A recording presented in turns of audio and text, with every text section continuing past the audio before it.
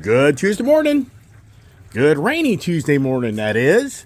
Hey, welcome to Ice Age TV, the internal combustion engine age YouTube channel that talks about all my cars and trucks and SUVs and motorcycles and the dogs, attitudes, life, reality. Wow. Hey, good Tuesday, rainy morning here in the Northern Virginia, Maryland, DC area. It's actually warm out and it's raining. And wow, I'm so glad I now worked yesterday instead of today, because I didn't want to be in the rain today. And as always, thanks you for all those that subscribe to me and watch my channel. And good morning there to you. And hope you had a nice, blessed, Merry Christmas and holiday with the family. And ongoing, I would guess, with some of you. And wow, it just doesn't end with the conversations with the Iceman, right?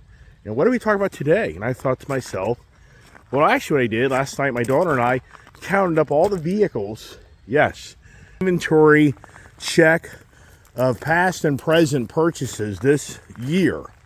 And I'm pretty sure I'm at 33. Did you just hear that? 33 vehicle purchases. That's beyond believable. And in those 33 vehicle purchases, yes, I included the KTM dirt bike. Yeah, have you heard what KTM's doing? Those traders.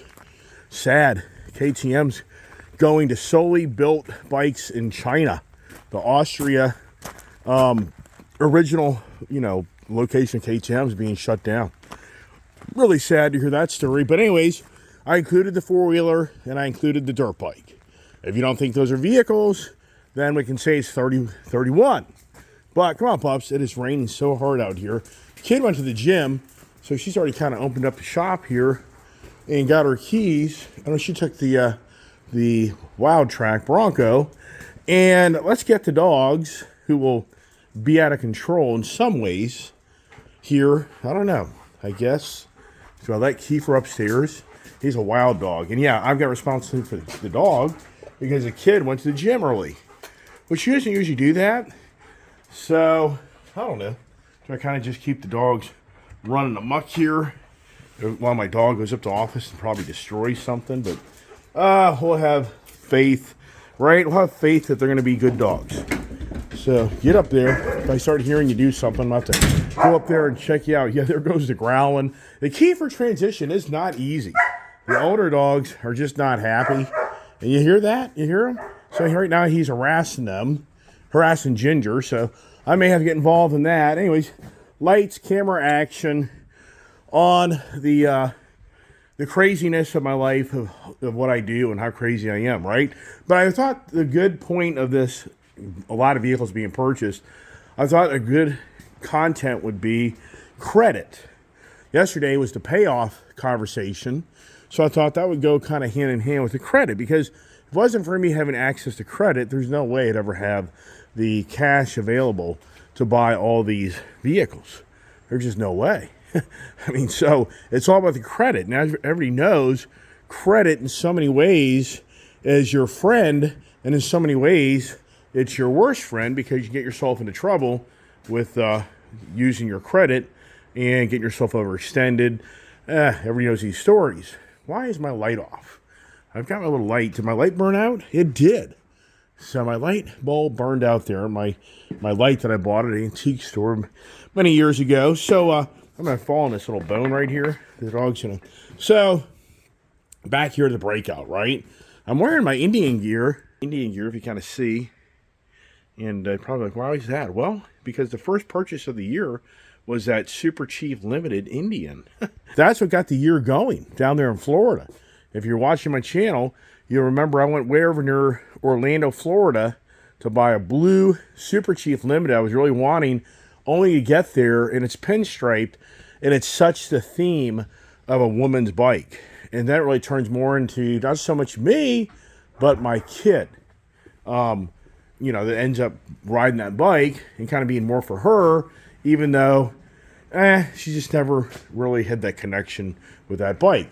But that bike, believe it or not, I paid for that outright. I just wrote him a check, and I didn't use credit on that.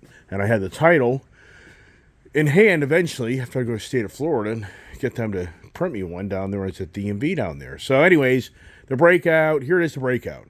if anybody here has watched my channel, if you're watching over the weekend, or I should say more like yesterday and Christmas Day, we did a Christmas ride. This bike is so much fun. And I was thinking to myself, you can take credit in different forms of the way you use credit. And I think to myself, do the motorcycles really get the credit that they deserve? Because the motorcycle industry is so big. If you really start looking at the motorcycle magazines, rider magazines, Cycle Ride or whatever, so many different, years ago, Cycle World. And when I was growing up, I used to love just looking at motorcycle magazines because I've always had the addiction of having a two-wheel dirt bike or motorcycle. And I just sometimes think, does the motorcycle really get the credit it really deserves? Because it's not really seen as much here in our country on the roads as much as you see these four-wheel vehicles. I mean, you go over to the Asia, China, I mean, the mopeds, the motorcycles, those are huge markets where you just see the cities of tons and tons of people. Here's the Kiefer. He's getting all the dogs all riled up. You just see tons of people on two-wheel cycles and all types of two-wheel cycles. And you see maybe 2, 3, 4, 5 people on a cycle, the whole family on a cycle. And so anyways, going back to, look at Indian. It's the 1903. There's a 1901. 1901 versus Harley Davidson is 1903. So you just look at Indian, what Indian did and created to our culture here in our country with Harley Davidson following hand in hand. And you just think about the cars, when the cars started to become manufactured and become the more dominant thing in our life over the horse and buggy. It just is. I think the motorcycles should get a lot more credit than they get or deserve.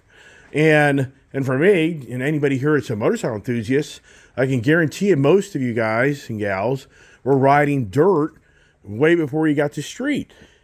And I give a lot of my skills of my driving capability to motorcycles as well. I put my daughter on little electric scooters when she was very, very young, because I wanted to get her in that motion aspect of training her on how to maneuver around things and to get the feeling of speed. I bought her an electric little moped, cheap ass. This isn't like, it's just a thing you go to get like Toys R Us or whatever, which where are those guys these days, right? So I think the two-wheel cycles really help. I think it helped my daughter evolve into eventually driving cars because of that motion, So I think that once again, the conversation's credit, and I think we need to give credit more to the motorcycle industry than I think it gets. But so many people relate these as being the death mobile, that you're going to die, you're going to be seriously injured.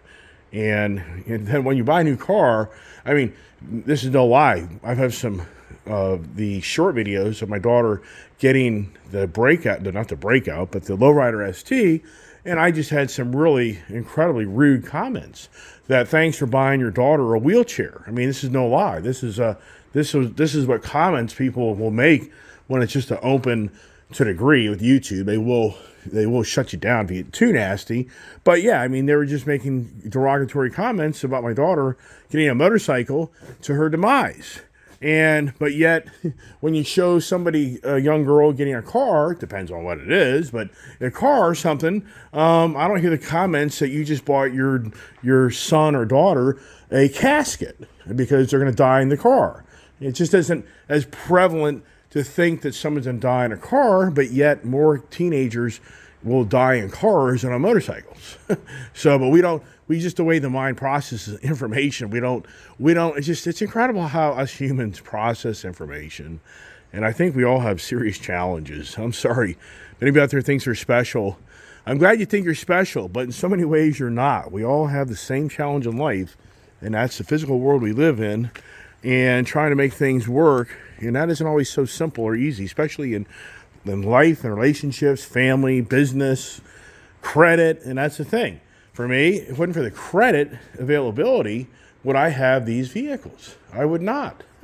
There's no way. But in so many ways, I'm sure some would say, but it's too bad you do have credit, because the amount of money you make, you can just save up enough money and then just buy the car and you just own these cars. Well, even at that, I already know what I'm going to do. I'm going to buy the car. I'm going to use it. Then I'm just going to sell it. And they're like, yeah, but then you take that money. Well, the car is depreciated. So you have to save up more money. And to buy a $73,000 Super B Dodge Charger, you're going to have to claim $100,000 income or more to buy this car with cash, or check, I should say. You can't pay cash. So that's a whole other variable that if you think you're going to go out and start writing checks for things and buy them outright, as long as you've already taken that money as income and put it in a savings account, that's fine. But you got to remember, to put $70,000 in a savings account, you probably had to earn over $100,000, or that was many, many years of income taxed that now gave you availability just to write a check.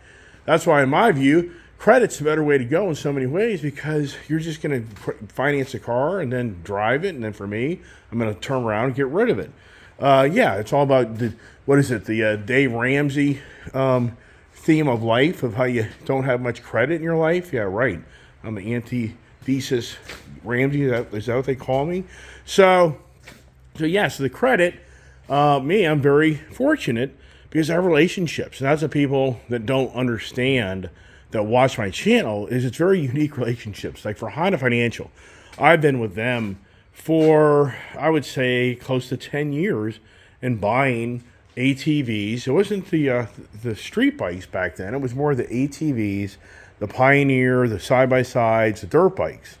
That's how I started my Honda American Finance relationship. And then over years, they've seen how I just always paid my bills.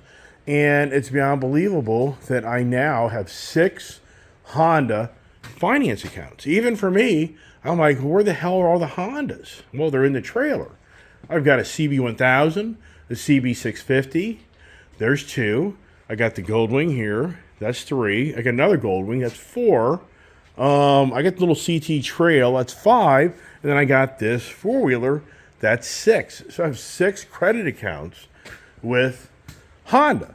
And that's a challenge, because when I break out and I want to buy, let's just say, Indian, or I want to buy a Harley, they're not as easy to deal with, because they don't have the same lending type of attitude. And it's been very challenging for me to buy this breakout. If everybody watched my channel, you saw how this was very challenging to get the credit approved that made any sense, and still doesn't make any sense in so many ways, but oh well, that I got this breakout. And the only way it finally came to closure makes sense was taking one credit account with Harley and converting to this credit account to Harley, even though many watch my channel know that the daughter, in so many ways, was very disappointed after I brought it home, and she tried to ride it and realizes that giving up her Street Bob wasn't really the best thing to do per se. And I really did try to finagle a whole deal without the Street Bob being involved. And if I wanted to wait a little longer to buy a breakout and wait till my Pursuit was paid off, I could have used that account to eventually buy the breakout. But at the same time, I just felt so strongly that, why do we want another bike? Why do we want to add another bike when the bike's just going to sit there and not get ridden much, because her daughter is on this Lowrider ST. And yesterday, after riding, we had a great ride. Late yesterday afternoon, got back in from working, and we just had a great ride in all the back roads. And the roads were empty, which is the greatest thing in the world, to be out in the back roads. A little cool, but we got it the right gear to kind of make it work. And this thing is so much fun. I was dragging the pedals, the foot pedals there. I was going around corners, and since this bike is so low to the ground, if you go into an aggressive curve, you can see these little metal tabs in the bottom of that foot peg, and those things are grinding the ground as you go through the corners. I mean, it just really is a really fun bike. I just can't wait to get the exhaust on this thing, and I'm blown away that I'm so taken back that I'm just not. You'd think I'd be wanting to ride the CVO Road Glide far more than the breakout because of the style bike it is. So get this. I have from, I don't know if it's Motorcyclist or Rider magazine, whatever magazine it is out there, if you go to the internet and you look at these different websites, but they had the top 10 nicest bikes of the year award, and I have 2 of them. So they gave the CVO Road Glide for the Cruiser a great the number one choice.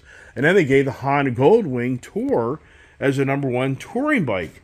So right now, for 2023, I have two of the, this is a 2024 actually, but in the same realm of things, same difference.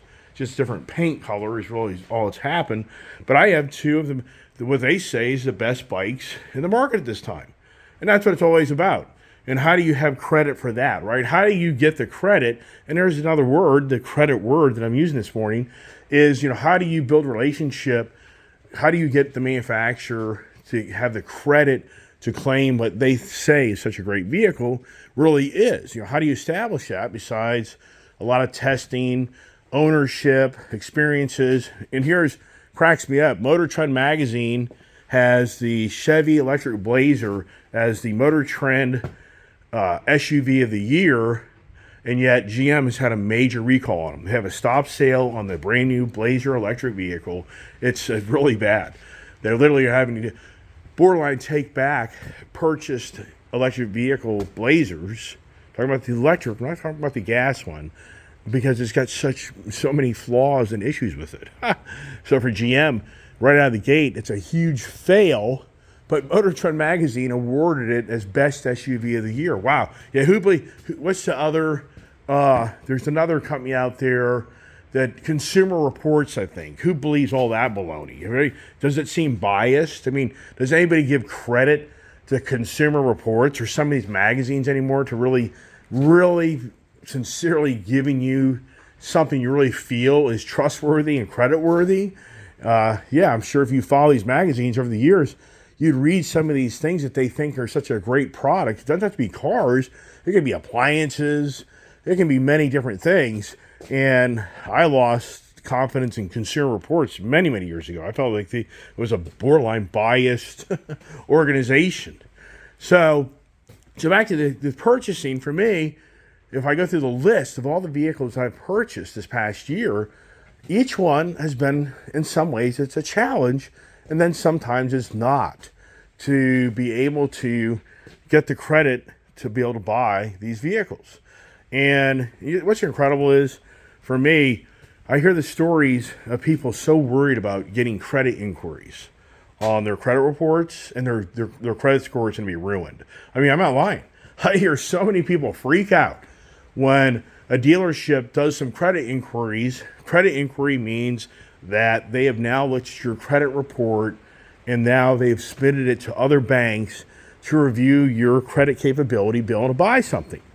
And it wasn't like that so many years ago. I mean, it's just incredible to think about where we've come from, and even me at my age, to be able to honestly say, and how my first credit purchase was my 1981 Chevy stepside truck that's upstairs on my painting, my wall up there with the pond.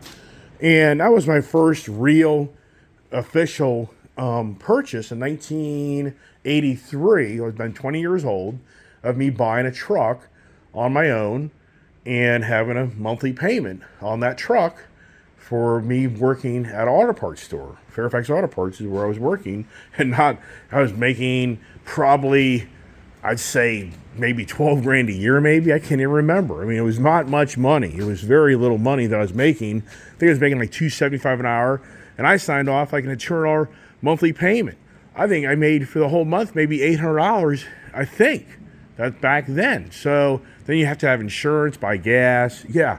Was that very challenging at that time? Extremely challenging. Now, I lived with my brother and sisters, so it wasn't like I had this big rent payment back then, but it was challenging because I signed off on a big note, in my view, as a very young person, to start establishing my credit, never knowing that one purchase would turn into 500 purchases. I think that I am probably at 500 vehicle purchases in my life at this point. I have to be. From 2022 to 2023, you're talking about 63 vehicle purchases. 63. A year ago at this time in Florida, I had just picked up an Indian Chief Bobber the day before Christmas. Then I went back after Christmas and I picked up a barely used 2021 CVO Harley, and both of those motorcycles are in the trailers over there. So that was at the end of the year last year that then ended up making it 30 vehicle purchases last year. And we can go through the list later on the vehicles, or I could walk the driveway and we could count, but a lot of the vehicles aren't here. That's the challenge. A lot of vehicles I've already bought and then sold already. That's the craziness of who I am. So for so many, average person be like, I don't see how any finance company would be buying your credit, because you're constantly buying things and your credit inquiries have to be through the roof. So you must have like a 300 credit score. And that would seem to make sense if you listen to most people that go out and buy things based on the feeling that they're going to have credit inquiries and they're just going to knock down their credit score. Well, for me, I'm not worried about it. That hasn't been the challenge. The challenge usually isn't so much the inquiries, it's more about, what does this guy need another car for? What's our exposure? So for me, I'm very fortunate. Ford Motor Credit has taken very good care of me, but it's been very challenging a lot of times for me to be able to buy things, because Ford Motor Credit has a lot of vehicles. So it's a lot of wiggle waggle, a lot of negotiation, and there's a lot of things that go on behind the scenes unbeknownst to others, because of, once again, it isn't so much that my credit history is bad or credit isn't good. It's more the exposure for the finance company having just so many vehicles with one guy. Just like here's a Super Bee, and this is a Stellantis finance vehicle. But then when you walk out here, you see Jeep Gladiator. That's a Stellantis. Stellantis is the Jeep, Ram, Chrysler product. That's a Stellantis finance. When you walk over to the driveway, my wife left earlier in the Jeep Grand Cherokee L edition. That was I think that was my first car purchase of the year back in the beginning of the year. And so that was financed in Stellantis Financial. So for them, there's 3 loans that are against me with that one company. And we have tried to get more loans through them. They won't do it. That's too much exposure. They're out. So they're like, no, it isn't about my payment history, my credit score. It's about exposure. They don't want the exposure. So they'd have to go to a different route, to a different company. That Jeep Grand Wagoneer down there, that's JP Morgan Chase that has the note on that vehicle. But then when you start in the driveway here, everything here is all in Ford Motor Credit, with the exception of that Dodge Challenger Smoke Show over there that we got my daughter approved in as a primary in Chrysler Capital. Even though so many years ago, I burned Chrysler Capital on a Jeep Tiki Blue Wrangler Rubicon, that they pissed me off because of the pandemic and challenges, and they did a back end, charged me a ton of interest on the vehicle, and they wouldn't back down. I told them to come get the vehicle. And so that was, in their views, a repossession, which it was. But the state laws of Virginia at that time protected me from them going after me for any financial recourse because of the laws in the state of Virginia. I've talked about that on my YouTube channel before, that there was a law at the time, right during the pandemic time, there's no financial recourse on repossession of any vehicle, whether it's in your business name, personal name. They can't come back if there's money's owed on a difference of the value of the vehicle to what they got at auction. So, and they tried. They did try to come after me, but I sent them a nice letter with a Virginia code of what law, and I said, you need just your attorneys to get involved in this because you're wasting your time. You'll not be able to get any money out of me. So that was on my credit report. But here's the thing. If you ever look at my credit report, I'm not embellishing. If you can talk to these finance guys, these dealers, when I was buying that 37 Raptor Ford that I bought just 2 weeks ago, I guess, was it Monday? It's hard to believe already. 2 weeks ago, this 37 Raptor over here, when the finance guy pulled my credit report, he's been in the industry for close to 30 years. He's never, ever, ever, ever, ever seen a guy's credit report. It's probably from that fuel tank over there, probably all the way to the end of my shop here of inquiries and car loans paid, car loans that are open, car loans have been paid off.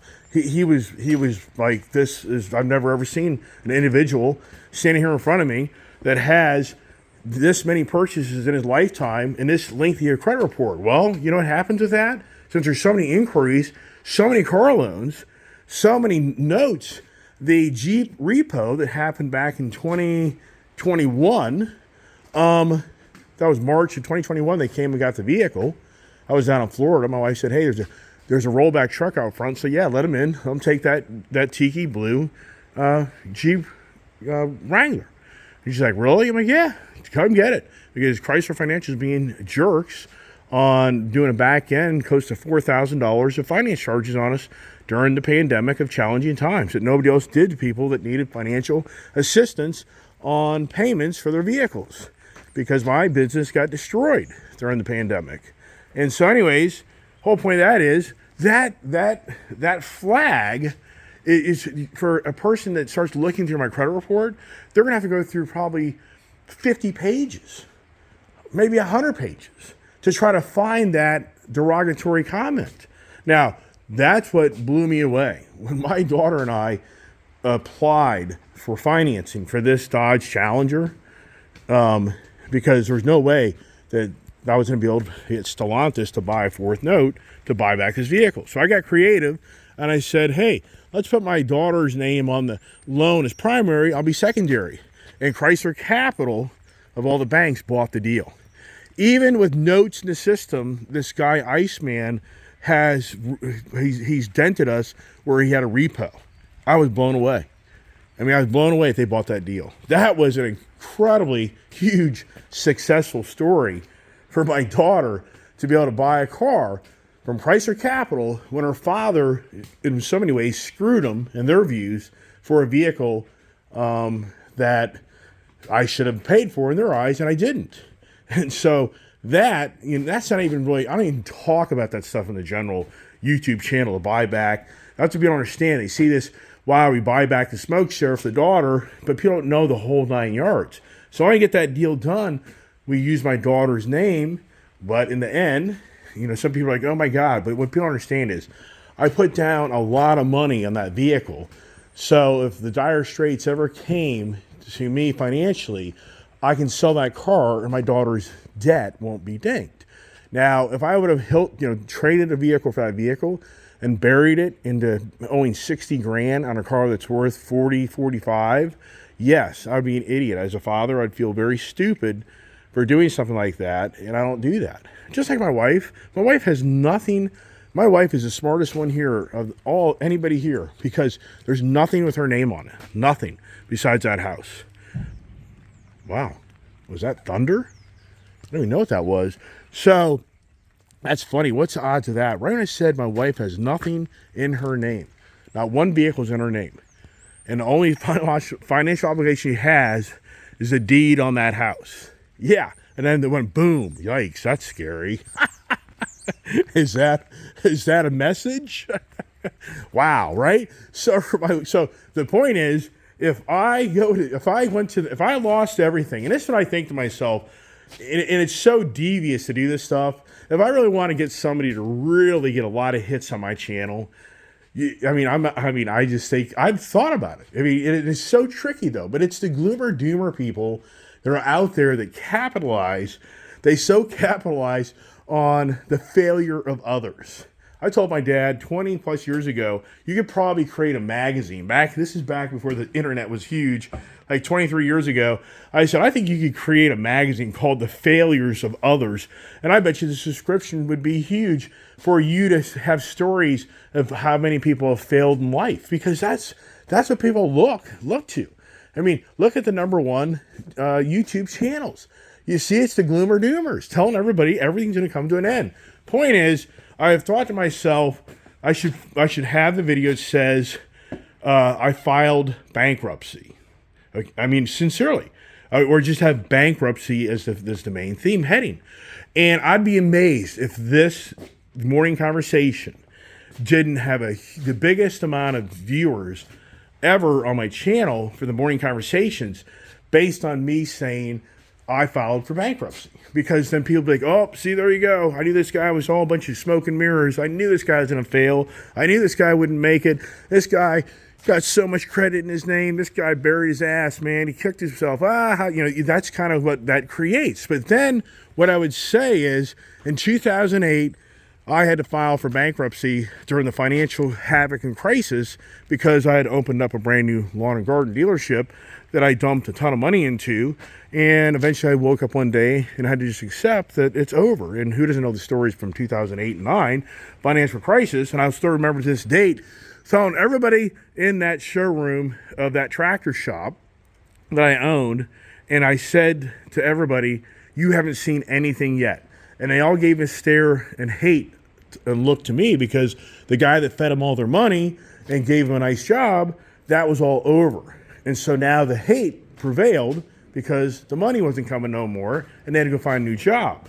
And so for me, I knew for a fact that that was just the beginning, but so many people still don't believe it. And so that's a perfect example in life where you think everything's still fine and dandy, and the media machine just isn't going to tell you every day of your life. Media machine doesn't talk with the YouTuber guys. The whole point of that is I could make that video, and I'd be willing to bet that that would get 1,000+ views because of me saying I filed bankruptcy in the comments. And a lot of people would never even listen to the whole video to hear the story of really what played out in my life back in 2007 through 8, which is a hell of a story. But you know, it's deep and heavy of what I went through. And yeah, was that a kick in the head? It was. But the whole point is, I guarantee the negativity of that would grow by leaps and bounds. That's why I showed you the John Williams video yesterday about this guy that's preaching the gloom and doom of the economy. But he also gets creative on saying that he feels for many that if you're smart and you have the cash, we all know when people go broke, that if you manage your money right, you'll be picking things up for the people who lose everything, and you get great deals on things. And there's a lot of people sitting at the sidelines right now only hoping and praying that that does play out, because if it does, there'll be a lot of people that get things for a dime on the dollar, 50 cents on the dollar. And I think more than ever, people are probably like, yes, why can't I have my day where I can get a deal on the Iceman's breakout? I want that thing for 10 grand. Does that happen? I drink some water. So I know, I walk around circles, don't I? It's raining out, so it's a little harder to show all the flair. I just love this Mustang Dark Horse. This thing is so nice. And I had to let go of my GT500s. My Gold Rush over here, I think what we're going to do, I'm going to call Max Custom Garage here once I get done with my video this morning. And I'm going to see if he can get us in for the AWE exhaust on the Wild Track Bronco that's with my daughter right now. And here it is. And also, I'd like to maybe take the Challenger up and get the resonator or the mufflers deleted on this to give this thing some attitude. And I talked about it over the last few days. I ordered some Reinhardt, supposedly barely used slip-on mufflers. They're supposed to come in Thursday to get some exhaust, because that thing just doesn't have any flair to it. So, all right, I've walked around the circles. Let me get upstairs here and keep the credit conversations going on what I finagle, what I do. And once again, if it wasn't for my credit relationships with Ford Motor Credit, with Honda, with Hurley, I mean, right now I have 3 loans with Hurley. So it's not like Hurley is being really mean, but I'm exposed to them, so they don't really like that. Then Freedom Road, wasn't for Freedom Road Financial or Performance Financial Group that carries the Indian product, I wouldn't have this Triumph motorcycle here. I wouldn't have this FTR, which that's just incredible on how that played out so quickly. And then I've got another Indian down at Motorcycles of Dulles, my Indian Challenger, which I'm not going to sell. I'm going to keep the Indian flair in my life. And so that's like 3 loans. So, and that's a relationship with them where I've taken good care of them. And then I actually have loans with Synchrony Bank and Roadrunner as well for other motorcycles that are in the trailer that you don't really see. Because people, a lot of times, be like, why don't you trade that for that? And it's like, because it won't work. The deal won't work. It's because it's a different finance company that has the credit on the vehicle. So that company's not going to gain anything by me giving up a different bank's financial institution's obligations to that bank, because I still have too many loans with them. And that's where it starts to get a little crazy. So How about that Super Bee, huh? How about the Super Bee? And some be like, but you let go of that blue, Frostbite blue, Charger Red Eye for that 37 Raptor. Don't you regret that? I don't. I don't. I love this Super Bee, and it's more than enough fun. I'm not tracking the car. There's no doubt. If I was a real track guy, then yes, that'd be a huge mistake to let go of the Charger Red Eye. I was really hoping that would be my nice little gift to myself for some big money.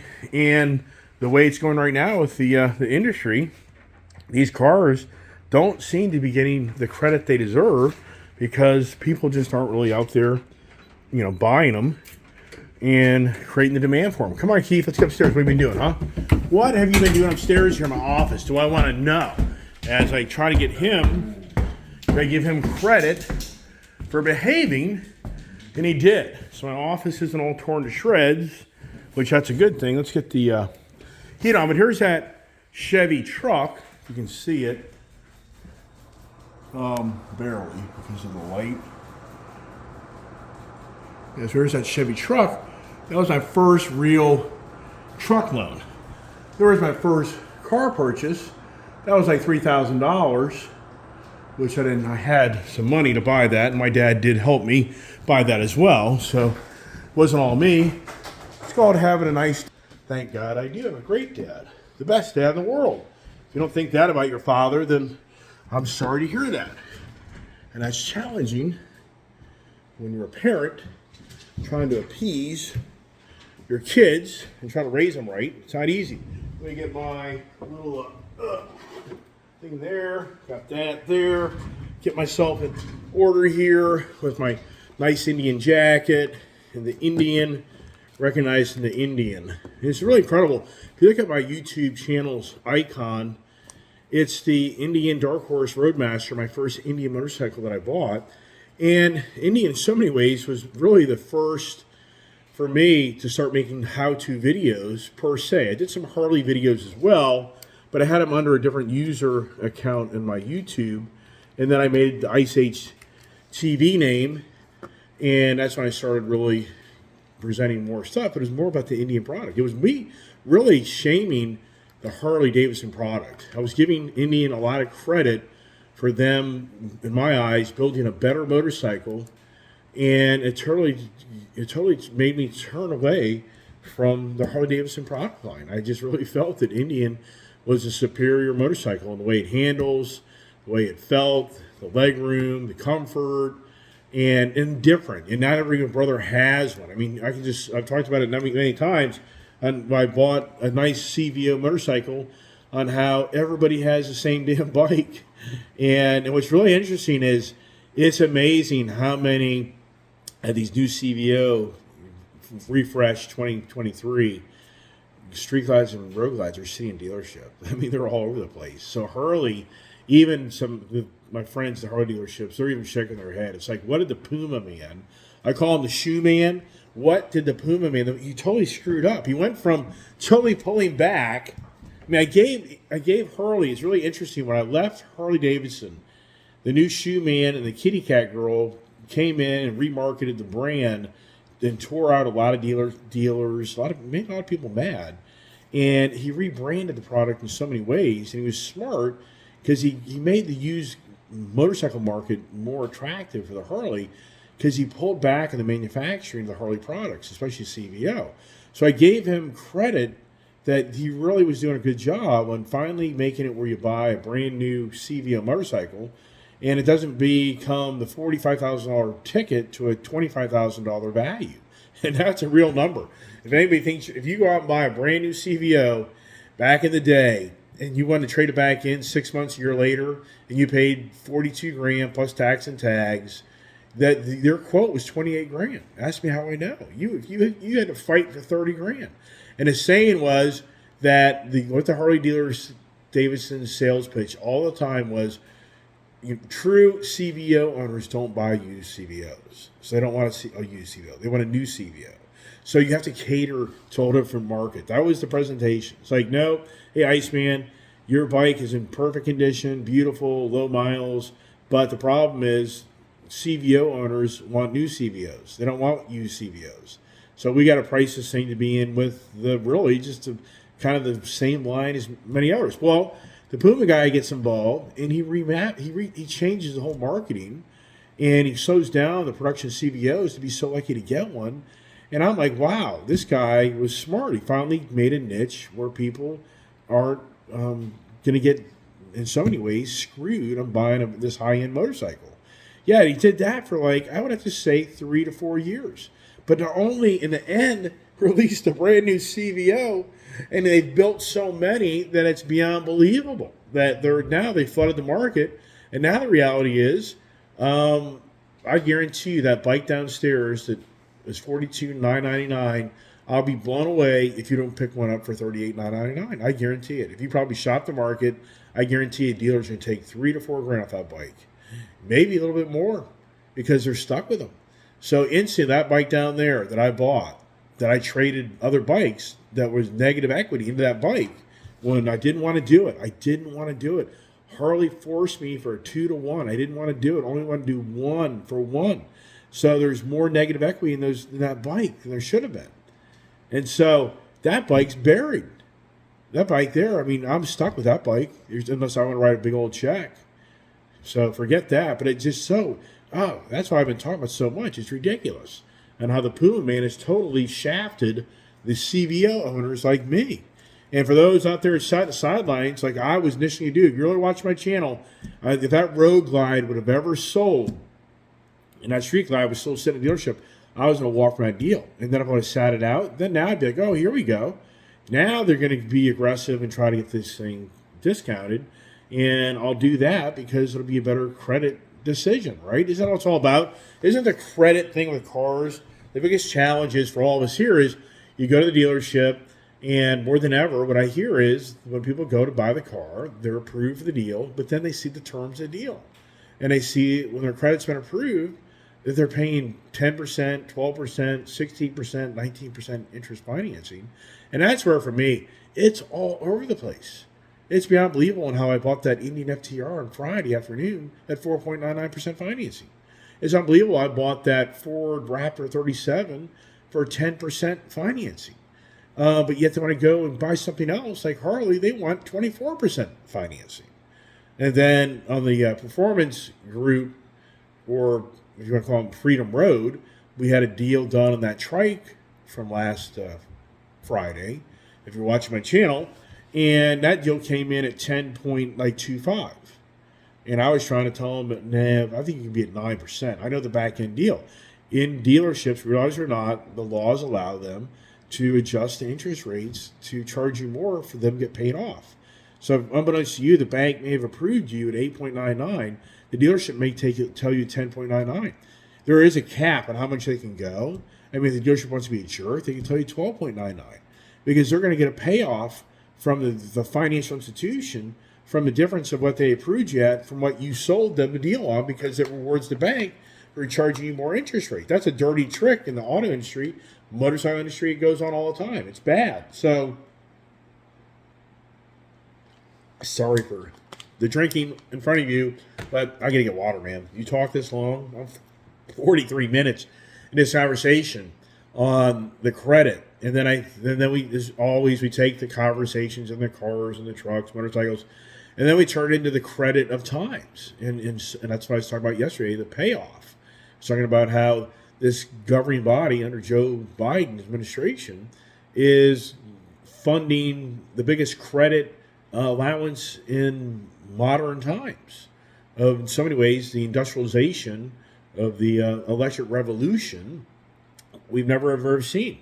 So the government's handing out in the green agenda, and once again, it's easier for me to say this is the most money the government's ever handed out. I'm talking about the green agenda. So somebody out there with this my channel like, oh man, you're so stupid because the government hands out entitlements and stuff all the time. I'm talking about the IRA, the Inflation Reduction Act, that is all tied in with the CHIPS and Science Act, that is all tied in with the green agenda policies. That's what I'm talking about. I'm not talking about the monies given to other countries, Ukraine. I'm not talking about the military monies. I'm not talking about that. So if you're not listening to my channel, then you're not listening. So it's a huge credit risk that this country is giving to the future of the what if. And that's why I called it the payoff yesterday, because what is the end result? What is the payoff for all these monies being given to these companies for the future of their success or failures? And once again, it's all about credit. The government's giving them money to help them create a business through borrowing on credit to make it solvable. But you know as well as I know, if this wasn't being handed out, then this so-called transition to this electric revolution, it wouldn't be going as quickly. And then that's why this government's trying to make it happen quicker. But in some ways, a lot of the big guys are pulling back. Panasonic just pulled the plug on building an EV battery factory. General Motors has put on hold building an EV battery factory. I think the Taiwan Semiconductor Manufacturing Company that's trying to build a manufacturing plant in Nevada, I think they have put that on hold because it isn't being designed to their expectations. So they're pulling back on that. And then, as we all know, Ford and the CATL, the Contemporary Amperage Technologies Limited Company, that's a huge battery manufacturer that's Chinese owned, they were going to buddy up with Ford up here in Michigan to build a big manufacturing plant. And there's so much outrage that it's really the Chinese taking presence in the backyard of the big three, the real original, the origins of our real country of manufacturing for the domestic side is now that China is going to move in and be an influence more than ever. And that's what I talk about in great length is where does Joe Biden have the credibility or the credentials for his views and ideas and policies? Where does Greta Thunberg, where does the big organizations, the green organizations I've talked about in great length that are in Europe and also here in our own backyard in Texas that accumulate billions of dollars from donors to take the credit that they know what is the right direction for the future of how we operate and live. And where's their credentials? Where can they show us where what these views and ideas and policies have proven to be worthy and financially capable and stable to hand out all this money that is really, in so many ways, in my eyes, it's just grasping for the what plays out and all that, and it's happening right in front of us.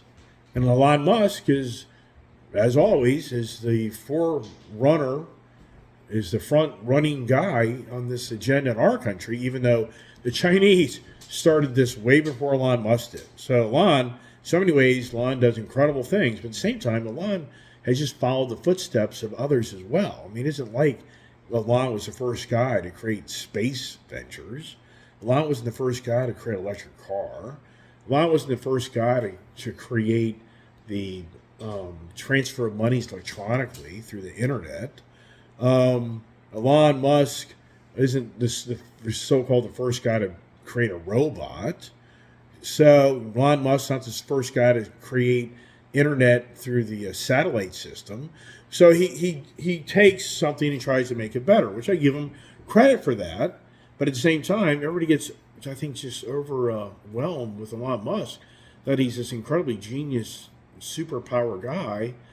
And as time prevails, we're going to, I guess, see. But I think at the same time, I've talked about it, where's the credentials of Elon Musk for what he's trying to create that's going to create havoc for us more than anything because of all the artificial intelligence? I mean, where is it going for the future of the generative pre-trained transformer, aka ChatGPT, aka OpenAI, aka Grok?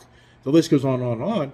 Where's the credit and credentials of people who are going to start using this technology to, supposedly they're so smart, they're so literature correct, they're so, there's just this incredibly dynamic person behind the screen of a computer, but in real life, they're not much of anything because they've been using this artificial intelligence. I think you're going to see that more than ever as time progresses, that people are going to create themselves to be something they're not. And then so how do we I mean, how is that going to be handled in the future? Because we all know that this whole credit thing is evolving into the credit social score. I talked about the other day. People know this stuff. It's the cashless society. It's the ESG, economic social governance.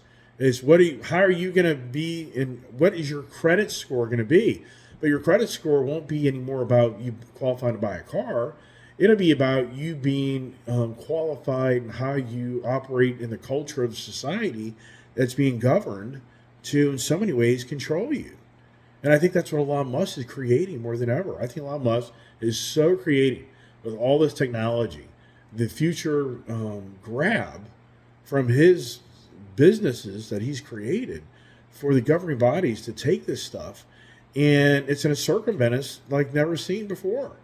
It's the devil in the making. I really do believe that. I really believe that Elon Musk is dangerous. I mean, I'm just, some people are like, you're paranoid. I'm not paranoid. I mean, I'll get through this physical world. I'm just sharing with you that I think we have a guy named Elon Musk that's creating the credit system like you've never ever seen.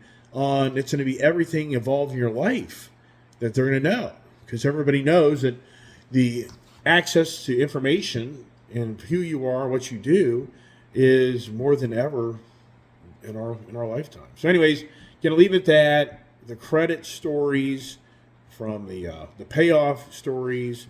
So then, what does tomorrow's conversation go? And then, what am I doing today? It'd be pretty cool. I mean, we just came off of a long weekend. Does Mac have any time for me to come by and have them do some custom exhaust on the vehicles? And make that a day on a rainy day. Just a rainy, just dreary, dark, and it's not real cold, but it's just one of those days. So anyways, as always, appreciate everybody being so nice and reaching out and saying Merry Christmas. That was really cool. Had a lot of people say that. Really appreciate that. Very nice of you. And, we'll talk more about all the different cars I bought this past year as the week progresses, as we come up to a 2024 new year. Wow. A year has passed us. Wow. Anyways, thanks so much. And as always, God bless. Stay safe. Have a great day and stay tuned.